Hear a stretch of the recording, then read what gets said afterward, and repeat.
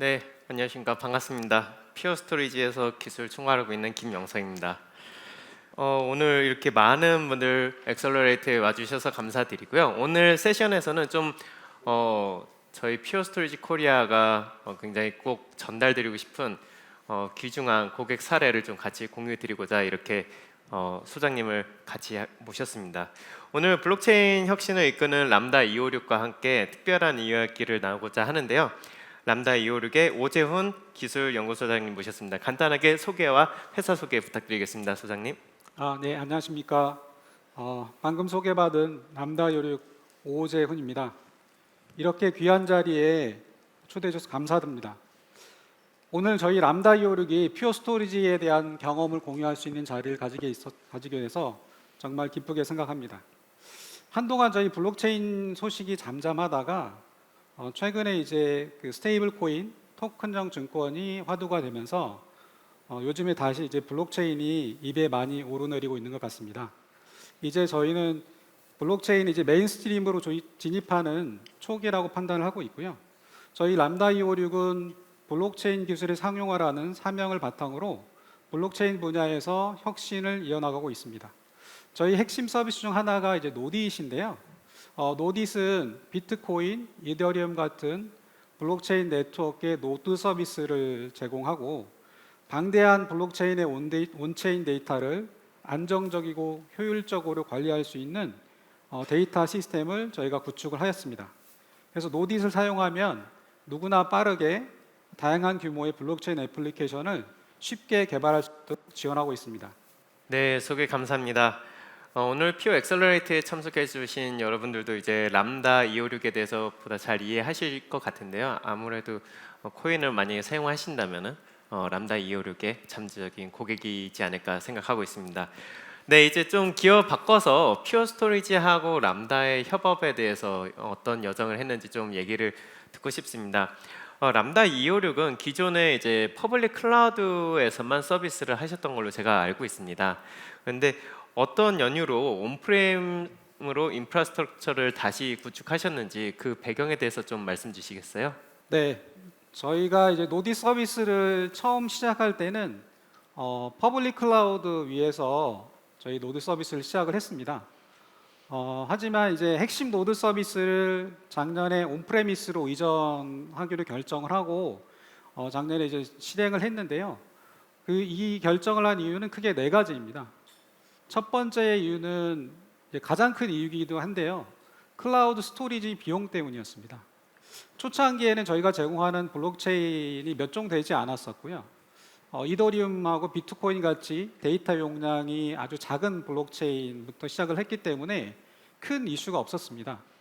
하지만 이제 서비스가 확장되기 시작하고 지원하는 블록체인 네트워크 종류가 많아졌고 그러면서 스토리지 요구사항이 많은 이제 블록체인들도 지원하게 되면서 필요한 스토리지 용량이 굉장히 지속적으로 증가하는 그런 경험을 하게 되었습니다.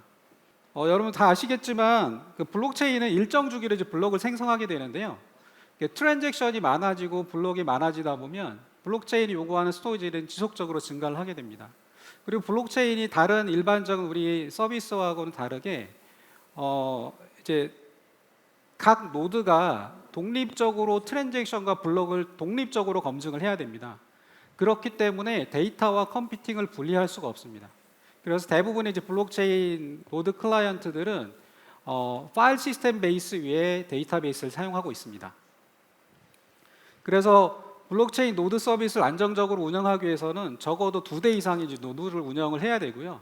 조금 더 안정성을 높이기 위해서는 저희는 4대까지 노드를 제공을 하고 있습니다. 이 얘기는 다시 말하면 블록체인의 데이터 저장 스토리지 용량이 증가를 하게 되면 적어도 4배 이상의 스토리지가 필요하게 되고 그만큼 이제 스토리지 비용을 지불해야 된다는 이야기가 됩니다. 두 번째는 저희가 새로운 그 블록체인 노드를 프로비저닝하는 속도입니다. 저희 클라우드에서 이제 블록체인 노드를 프로비저닝 하다 보면 어떨 때는 4시간도 걸리기도 하고 최대로는 4일까지 걸리기는 그런 현상이 있었습니다. 이런 블록체인 프로비저닝 속도 때문에 저희 서비스 대응력이 떨어지기도 하고 비즈니스 민첩성이 크게 저하되기도 했었습니다. 그 다음에 세 번째는 이제 I/O 성능 문제였습니다. 저희가 솔라나 같은 그 블록체인 같은 경우에는 1초에 이제 2개 이상의 블락이 생성이 되게 되는데 굉장히 극도로 높은 IOPS 성능을 요구합니다. 그렇기 때문에 클라우드 운영 비용이 상대적으로 더 증가하게 되고요. 심지어는 솔라나 같은 경우는 데이터 트래픽이 증가하게 되면서 베어 메탈을 사용해야 되는 그런 경우까지 있었습니다. 네 번째는 이 스토리지 관리 이슈인데요. 블록체인 노드가 한두 개, 뭐 10개까지는 상관이 없었는데 이게 뭐 50대가 넘어가고 이렇게 되면서 각 블록체인 노드가 사용하는 스토리지 용량을 모니터링하고 그 용량에 맞춰서 용량이 어느 정도 여유 공간이 없어지게 되면 스토리지를 증설해야 되는, 볼륨을 증설해야 되는 그런 이슈가 있었습니다.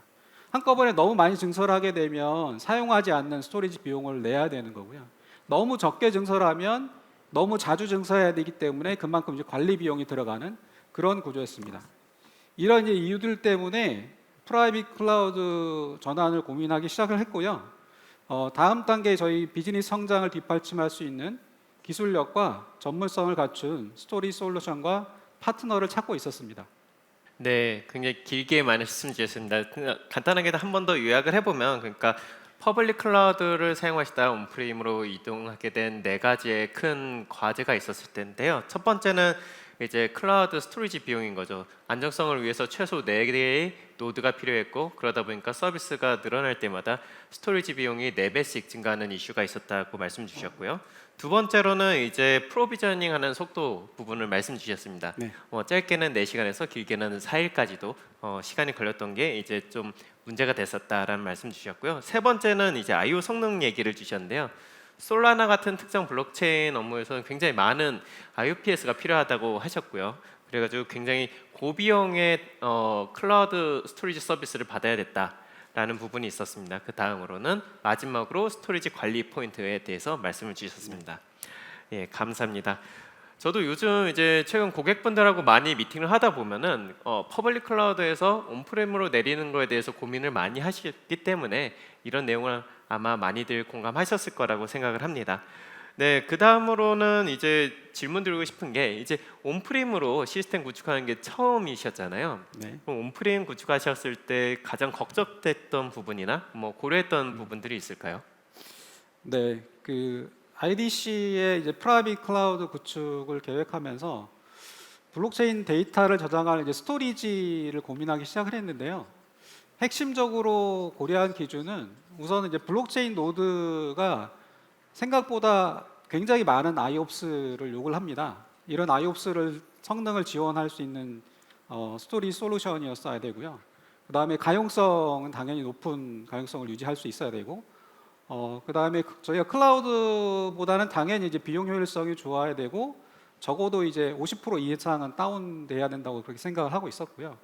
그 다음에 이제 관리나 유지 보수 이런 비용들이 들어가지 않는 그런 관리가 쉬운 스토리지 아키텍처를 구축하는 것이 저희 목표였습니다.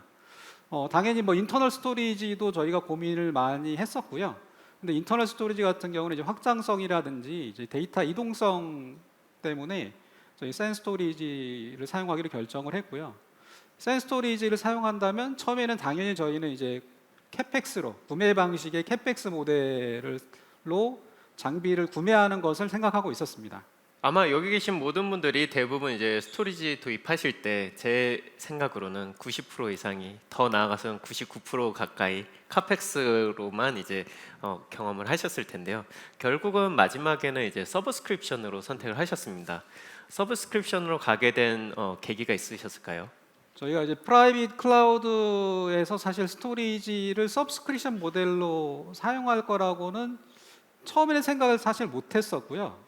당연히 구매 방식으로 사용할 거라고 생각을 하고 있었습니다. 근데 저희가 캐펙스 모델로 고민을 하기 시작했는데 가장 이제 어려웠던 점이 초기 스토리지 용량을 결정하는 일이었습니다. 그러니까 초기 용량이 너무 적으면 금방 확장해야 되는 이슈가 생기고, 초기 용량을 너무 크게 하면 또 이제 필요 없는 스토리지를 미리 이제 에 대한 비용을 미리 사전에 이제 지불해야 되기 때문에 필요한 공간을 예측을 하고 용량을 결정하는 일이 제일 어려웠었던 것 같아요. 이런 고민을 하다가 이제 그 퓨어 스토리지에서 에버그린 원 서브스크립션 모델을 제시를 해주셨고, 이 모델을 들었을 때 이 초기 용량에 대한 고민이 필요 없다는 사실을 이제 깨닫게 되었습니다. 에버그린 원의 이제 장점은 비용을 투자하지 않고도 많은 비용을 투자하지 않고도 저희가 실제 사용하는 용량만큼만 비용을 지불하는 구조였습니다. 저희가 이제 스토리 용량을 먼저 커밋을 하면 그 커밋된 용량에 대해서만 비용을 지불하는 그런 구조였죠. 저희 상황에 꼭 맞는 이제 가격 구조였습니다. 사실 이런 비용 모델은 클라우드를 사용할 때는 일반적인 모델이었고요. 이미 저희가 이제 퍼블릭 클라우드를 사용하고 있었기 때문에 에버그린 1의 그 비용 모델이 낯설지가 않았고 쉽게 받아들일 수 있는 측면도 있었습니다. 에버그린 1을 검토할 때 마음에 들었던 것 중에 하나가 사실 이제 SLA였거든요.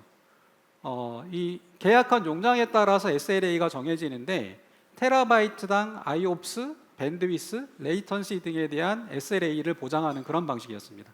네, 지금 화면에서 보신 것처럼 이제 SLA를 저희가 많이 보장을 하고 있습니다. 좋은 말씀 감사합니다. 이제 저희가 하는 에버그린 1은 단순한 리스가 아니라 서비스 레벨에 따른 저희가 약속을 드리는 서브스크립션이거든요. 제가 알기로는 실제로 제일 만족하시는 부분 중에 하나가 성능 SLA 경험이었던 것 같습니다. 그 부분도 조금 더 소개해 주시겠어요? 네, 그 처음에는 저희 이제 계약 용량에 따라서 이제 퓨어 스토리지 X50 장비를 사용하게 되었고요.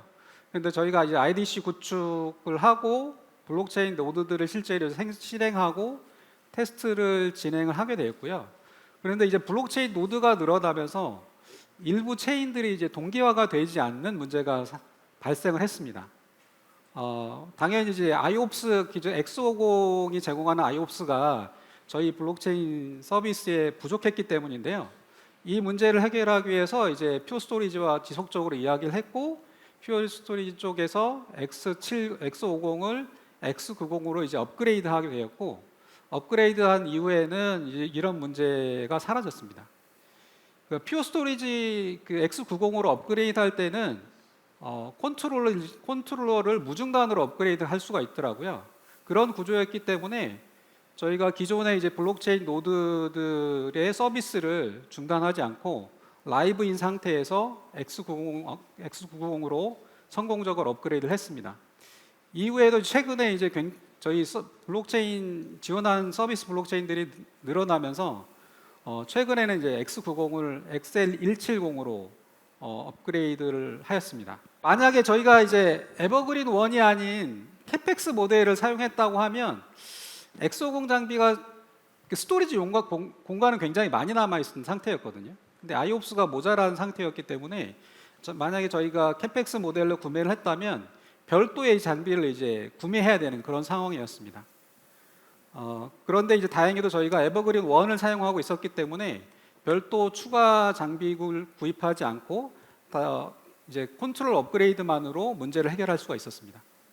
네, 맞습니다. 실제로 이제 6개월 만에 저희가 3번의 컨트롤 업그레이드를 성능 SLA 기반으로 이제 서비스를 받으셨습니다. 만약에 이제 카펙스였다면 말씀 주셨던 것처럼 여러분들 모두 다 고민하실 텐데요. 새로운 증설에 대한 투자 비용이 다시 발생할 거고 중복 투자가 발생을 했을 것입니다. 근데 이제 퓨어 스토리지의 이 SLA 기반으로 서브스크립션을 받으시면 이런 어떤 용량에 대한 불확실성 그리고 성능에 대한 리스크에 대한 부분은 퓨어가 책임지기 때문에 그런 경험들을 온전히 다 받으셨던 것 같습니다. 하나 더 SLA에 만족하시는 부분이 있으신 걸로 알고 있는데요. 그거까지만 좀 말씀 주시겠어요? 네, 이 여유 공간 헤드룸에 대한 SLA인데요. 에버그린 1은 그 약정 용량의 25%를 여유 공간으로 보장을 하고 있습니다. 그래서 여유 공간이 25% 이하로 내려가게 되면 스토리지 증설을 위한 증설 프로세스가 이제 자동으로 진행이 되는 점도 매우 만족하고 있었고요. 그리고 이제 XL170 최종적으로 저희가 업그레이드를 했는데 성능 측면에서도 굉장히 이제 매력적이었습니다. 여러 밴드들 스토리지를 테스트를 했는데 일반적으로 이제 볼륨당 약 20만 IOPS 정도 성능이 일반적이었는데 엑셀 170 같은 경우는 이제 볼륨당 최대한 70만 IOPS까지 나왔었고요.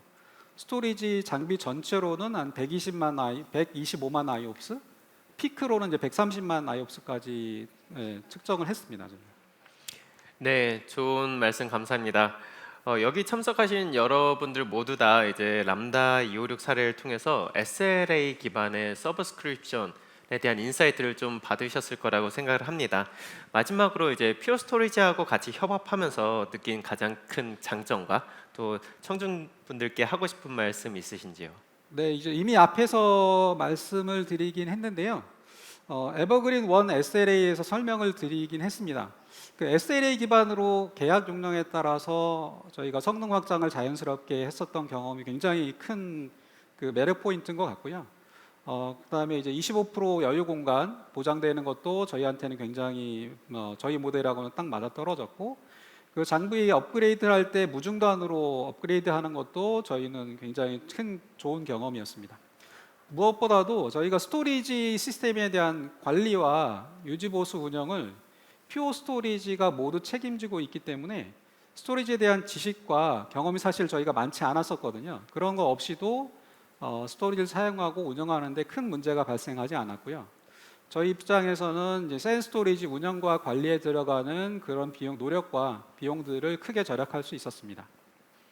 저희 구독형 스토리지 솔루션을 선택한 것이 저희 람다 256에는 굉장히 혁신적인 변화였다고 생각을 합니다.